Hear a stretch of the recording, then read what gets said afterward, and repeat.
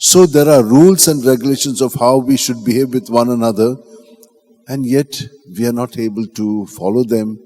These wars are going on continuously. So much of interventions have been done and all kinds of high-level talks. They don't happen. Even in families, the others come and start saying, can we come about with a reconciliation? No, something else has happened somewhere else, and so all these mix-ups are taking place.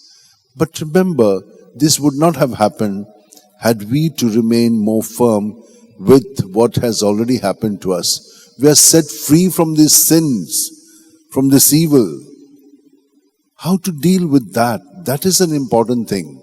And if one of us can do this, the others will also benefit. For we remember how Abraham said to God, supposing there are 50 people, would you be merciful, good people in Sodom and Gomorrah? Would you be good to them? Would you save that city?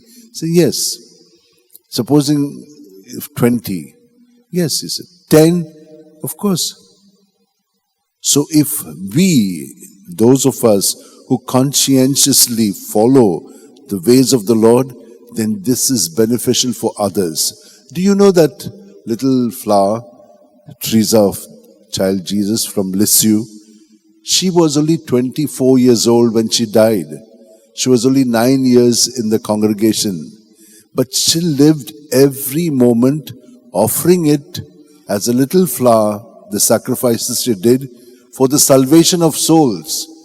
And she's considered on par with St. Francis Xavier, who was going about everywhere in all these areas in India and other places like Indonesia, Malaysia, Japan. He did so much of walking and going about, but they're both put on the same level. Why?